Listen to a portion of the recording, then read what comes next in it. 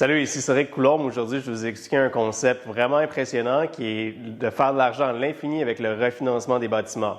Comment on fait pour refinancer nos bâtiments et reprendre toutes nos billes qu'on a investies dans le bâtiment après soit 1 an ou 2 ans suite à avoir eu une augmentation de la valeur du bâtiment. Donc, je prends un exemple typique. On a un bâtiment, un duplex qu'on a acheté pour 500 000 où ce que pour l'avoir acheté, on a mis 100 000 de mise de fonds et la banque nous a prêté environ 75 %, soit 400 000 dans ce cas-là.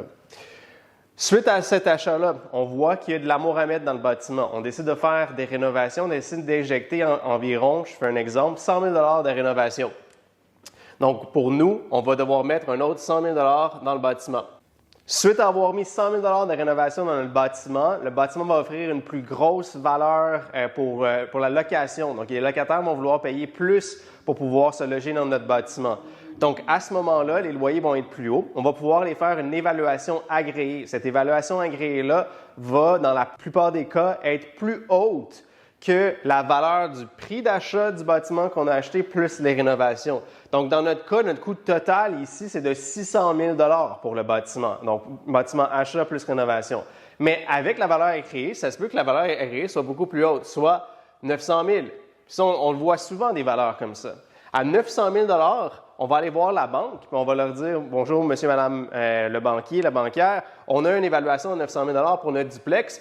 Qu'est-ce qu'on peut faire avec ça? » Ils vont dire « Bien sûr, on va vouloir vous financer pour ce bâtiment-là. » Et ils vont nous financer au même ratio ou presque que l'achat du bâtiment, soit environ 75 75 % de 900 000 on a fait le calcul juste avant, c'est 675 000 Si la banque nous prête 675 000 il y a quelque chose de magique qui va arriver ici.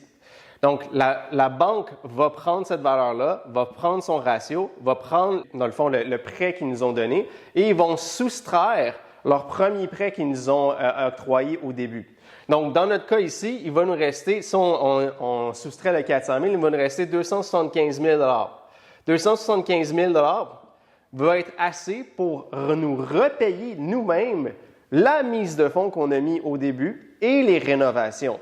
Donc, dans le cas ici, si on soustrait encore le 200 000, c'est comme s'il resterait 60... Dans le fond, on aurait un négatif, mais en fait, c'est une injection d'argent de 75 000 dans notre compte en banque. Donc, en reprenant toutes nos billes comme ça, on va pouvoir répéter le processus à chaque année ou à chaque 2 ans et pouvoir acheter une multitude de logements et de bâtiments, ce qui va nous permettre de créer un immense patrimoine en utilisant toujours notre argent initial qui était dans ce cas-ci 200 000 En plus, dans notre scénario ici, on aurait un montant d'argent supplémentaire qui aurait été injecté pour le prêt parce que la valeur était assez haute. Donc, ce 75 000 $-là, vous allez pouvoir le prendre pour vous-même parce que c'est une dette, vous allez pouvoir l'utiliser pour acheter un autre bâtiment.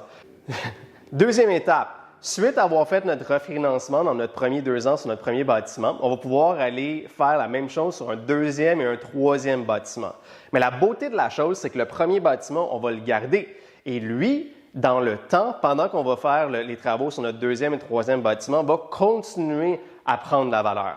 Donc, si on regarde sur un horizon de 5 ans, un horizon de 5 ans, c'est bien parce que c'est le terme que la banque va te donner pour ton hypothèque normale. Il faut toujours renouveler à chaque 5 ans.